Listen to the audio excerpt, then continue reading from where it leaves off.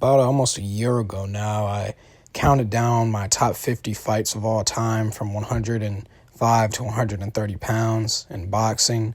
And I figured I would go in a little bit more detail on some other fights, add some things, but this time go by weight class. We're going to be starting with minimum weight or straw weight, whatever you want to call it.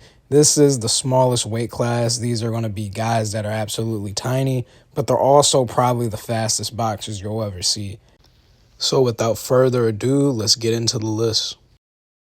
Number 10 on the list is a kind of obscure fight between Garcia and Kosinati Joyi, which took place on March 26, 2010 for the IBF minimum weight belt. This is a southpaw versus southpaw matchup. We have Joyi in the black trunks going up against Garcia in the red and green and white trunks. Overall, Joyi controls most of this fight, landing some great counters, some nice move, outboxing through the whole first third, but Garcia starts to slowly get himself more and more into the fight until he gets stunned by Joyi with a tight right hook. That lead right hook in this fight is very key. He lands a big one in the 6th round that kind of puts Garcia a bit back in the passenger seat. His Joyi's jab, is very nice throughout the middle rounds. He's boxing well on the outside, getting in and out on his own pace, using his length, his jab for counters and great setups.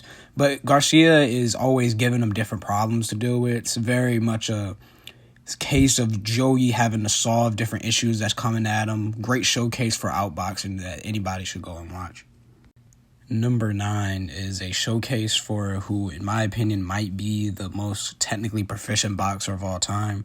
We have Ricardo Lopez going up against Alex Sanchez, which took place on August 23rd, 1997 for the WBC and WBO minimum weight championships. You can see the knockdown that happened in the 2nd round in this one. This fight is quite quick, but it's just a surgical display by Lopez going up against the stablemate of Felix Trinidad. Lopez starts with a great jab, as always, focusing on a straight in-and-out throw-in style more, just kind of lining everything up with his jab followed by his right hand. The no turnover on the wrists when he throws the jab is very interesting. He might be one of the only boxers that I've seen do this like consistently all the time.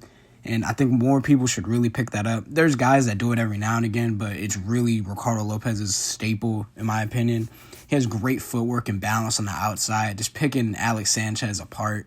In the second, as you saw earlier, Lopez lands a knockdown with a straight right after adjusting mid-combo, like kind of just stepping off to the side, measuring himself and not rushing anything. He's really, really patient in everything he does. Excellent technique and ring awareness.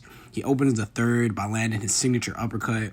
But Alex Sanchez starts to land some decent right hands, just a product of Ricardo Lopez staying in the pocket a little bit more than usual.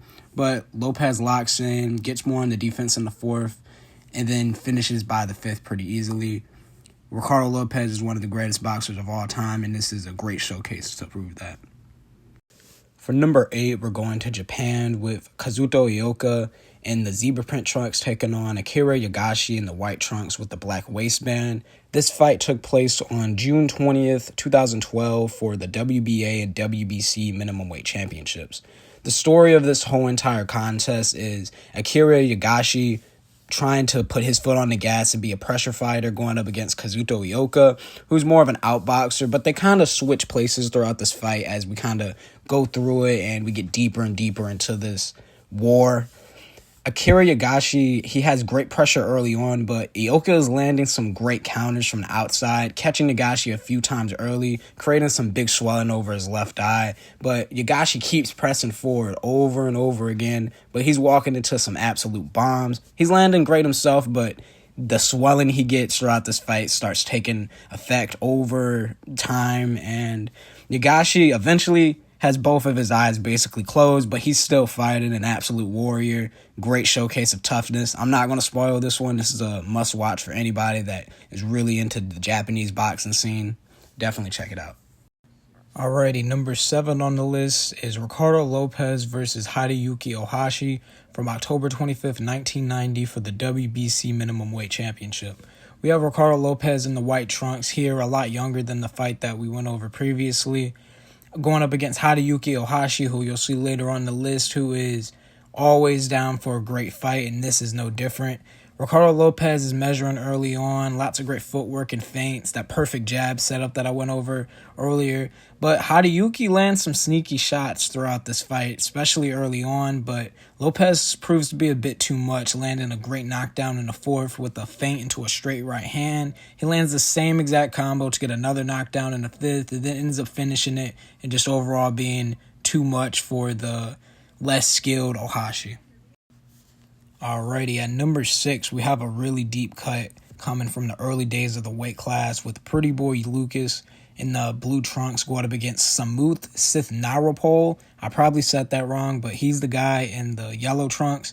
And this is a very interesting matchup between the southpaw Samuth versus the orthodox Lucas.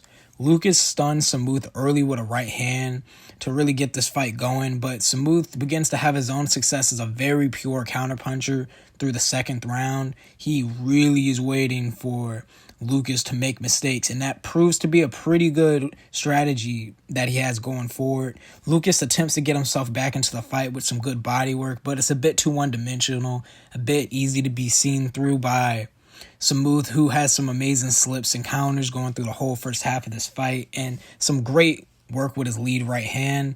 Lucas starts having more success in the 8th and 9th as Samuth starts to kind of slow down, being on his bike a bit too much. In the 10th, we get a full-blown slugfest for a little while before the fight is unfortunately stopped because of a cut over Lucas's eye.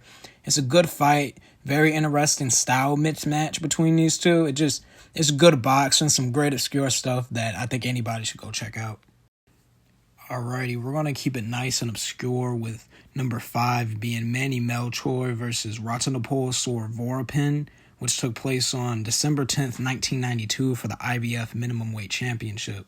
Both these guys are basically wearing the exact same trunks, but the guy in the yellow shoes is Sithnarupol Vorapin from Thailand. The guy in the without the stripes on his trunks is the Filipino boxer Manny Melchor. This is an absolute slugfest.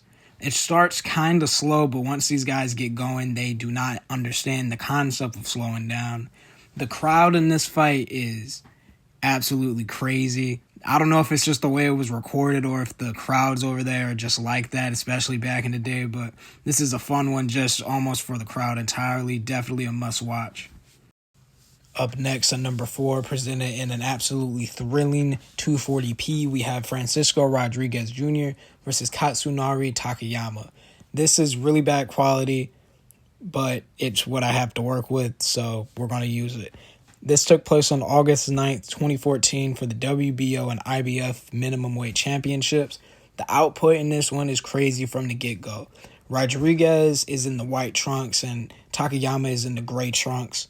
Mexico versus Japan in this one. Rodriguez stumbles Takayama in the second and scores a great flash knockdown in the third. Takayama has great adjustments and starts focusing more on the body, while Rodriguez continues to just overwhelm him, being a little bit more of a headhunter. Takayama's pressure and body work starts to pay off, but Rodriguez still has insane output. Neither of these guys believe in moving off the center line, and it makes for an amazing fight. Rodriguez starts to take over late with some cleaner straight punches, assisted by his longer reach, and the fight concludes in complete and all-out chaos with no strategy or anything resembling strategy being accounted for, but it's fun nonetheless. Definite all-time action fight. Sticking with Katsuyori Takayama for number 3, we have the time he took on a young Chocolatito Gonzalez on July 14th, 2009 for the WBA Minimumweight Championship. This fight is amazing from beginning to end. It's very interesting on multiple levels, even outside of the great action that we get.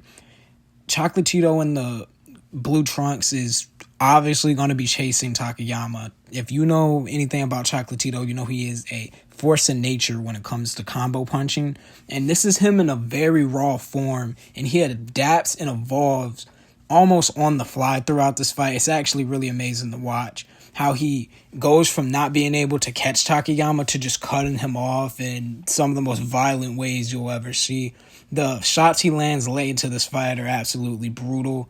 This is an amazing fight. Takayama is just tough, man. That guy can take a beating, and he's an amazing, skilled fighter on top of that. This fight's brutal, awesome, great to look at Chocolatito in his early form, kind of adapt on the job, and it's an amazing fight overall for anybody to go out of their way to look at. There are 2 fights in the minimum weight history that stand above the rest and enter the short list of some of the greatest fights that we have ever seen in combat sports history. Number 2 is Choi versus Hideyuki Ohashi, which took place on February 7th, 1990 for the WBC Minimum Weight Championship. Ohashi is the taller man in this fight, and by extension, he's going to be kind of keeping range on Choi, who's the smaller, more squat fighter in the white trunks. But Choi is no slouch. This South Korea versus Japan matchup has an amazing crowd, and the fans are rooting for their dudes throughout this whole entire fight, and it's a great atmosphere to really witness. Ohashi uses his reach advantage early on to keep range, but by round 2, Choi realizes that the only way he's going to win this fight is by moving forward and landing his left hook. He does that to great effect, but Ohashi adjusts with some great counters in rounds 3 and 4 before they start going toe-to-toe, and this fight really enters its sweet spot in the 5th round, with Ohashi landing some great counters throughout the middle rounds, but Choi's still moving forward, starting to slip some of the shots and land some big shots of his own. But overall, we have Ohashi kind of taking the reins and kind of leading the dance throughout most of this fight, but Choi is not going to give up, and he goes for broke in the 9th round, which is absolutely amazing. I'm not going to spoil how this ends, but it's a very epic encounter between 2 guys fighting out there for their countries. Great crowd. It's an overall great fight atmosphere. Number 1 on the list, and in my opinion, the best minimum weight fight in boxing history, is Porpramook versus Akira Yaegashi. I definitely botched that first name, but this fight's awesome and I want to highlight it, so we're just going to have to deal with that for now. This took place on October 24th, 2011 for the WBA Minimum Weight Championship. Yaegashi is in the white trunks with the black trim, and in the red trim we have Porpramook. This is Thailand versus Japan at its absolute peak. 2 guys going to war. Yaegashi is moving early on, but as you can see, by the time we hit those middle rounds, this fight just becomes an absolute war of attrition. Through each individual round, it becomes less and less of a strategic fight and more of just an absolute war between 2 dudes who refuse to back down from each other. Yaegashi is showboating because he's doing pretty good in the 3rd round, but Porpramook gets really annoyed and starts applying pressure, and that relentless style really starts to pay off by the 6th round as Yaegashi starts to slow down and kind of fall into Porpramook's trap of getting him to exchange with him.